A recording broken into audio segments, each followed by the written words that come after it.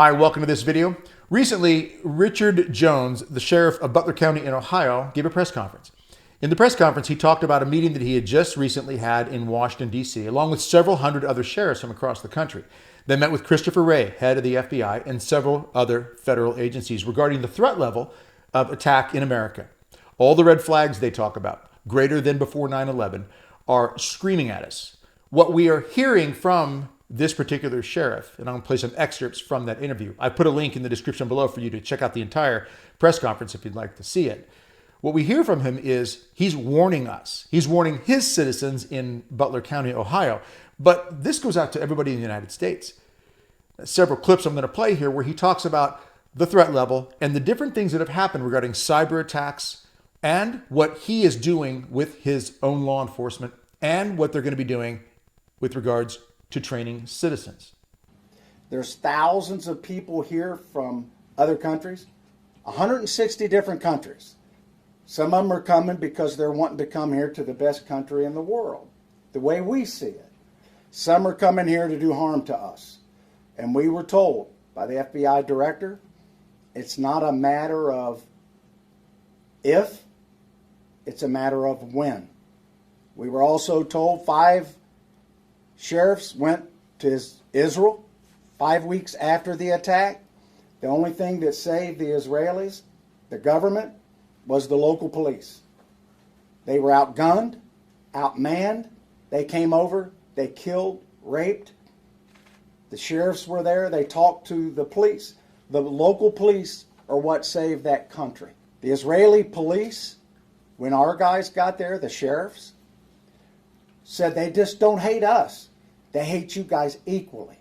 And the same people that train them are the same people that train people to hate us. The FBI director said when 9/11 hit, there's more red flags now than then.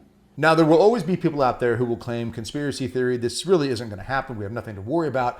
Or those who just want to live in a state of really ignorance. They don't want to pay attention to the signs of the times. They don't want to look at what's going on. Or those who simply want to say, we're just going to pray and trust God and not do anything about it. It's really all unwise to look at it in those ways. If you don't believe what I'm telling you, that's okay. You can build a little safe house in your basement. And good luck. Now, getting to where we've been attacked here in Butler County. You're going to think, well, we've never been attacked. We have. The Russians attacked our system, our electronic system, our computer system. They hacked it. They also are trying to hack, just not ours. And we were down for 2 months, just a paper. Hacked our dispatching, hacked everything. It was to hurt us and cause chaos. As we speak today, the Russians are still attacking our computer system, just like they're attacking most of yours. But I want the public to know this. The Chinese tried to attack our cyber system here in Butler County, which includes everything that we have, dispatching for police and fire, 5 times a day. I want to repeat that. 5 times a day. The Iranians are attacking our computer system and trying to hack it 3 times a day. I want to repeat that. 3 times a day. Don't want to cause fear, don't want to cause panic, but I want the public to be aware that you are under attack. And when they're attacking, they're trying to get our cyber system. We have a grid system.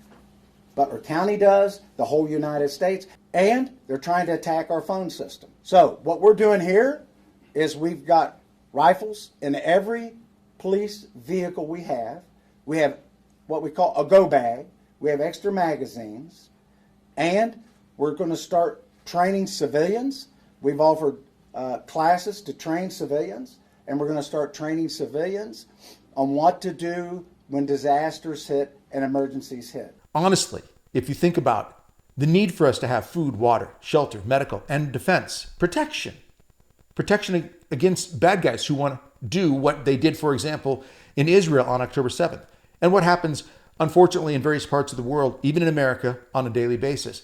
That could be multiplied by 100 or 1,000 if these types of things happen. Cyber attacks that can shut down the power grid, shut down our communications, just as we've seen with the examples that the sheriff talks about, and others, if you look for them in the news, you will find, whether it's healthcare, power grid, water treatment plants, These cyber attacks have been going on for quite some time, and they could get worse. And this is the warning that's coming again from the FBI and other federal agencies.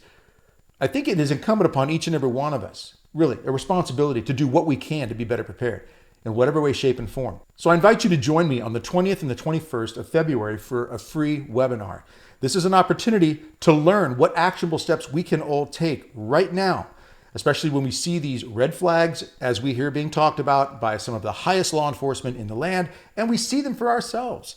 We don't even have to hear this from the FBI director or from the sheriff from Butler County in Ohio. We can see it when you see the weakness of the border and we see the erosion of morality going on in the world. When we see the violence in streets, the defunding of police, it's not that difficult to understand that we are on the brink of potentially something very serious. So whether it is a serious attack or the day-to-day struggles that we know are going on in the world with regards to violence and threats and crisis that may come at us in one way, shape, or form, it is wise for us to be better prepared and to take the steps in an urgent fashion, not anxiety.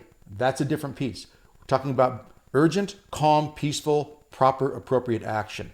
So again, I encourage you to go to brcoalition.com, sign up for the free webinar, and let's take those steps that we need to right now. Remember, it's not just about you and me. It's about those that God has entrusted to our care. Most of us have someone in our lives that is counting on us to help them, to take care of them, to be part of a community in some way, shape, or form, to deal with whatever problems or crisis comes. Let's be ready to be that gift to others, to play that part and to do it well. Again, brcoalition.com, February 20th and 21st for the webinars. I look forward to seeing you.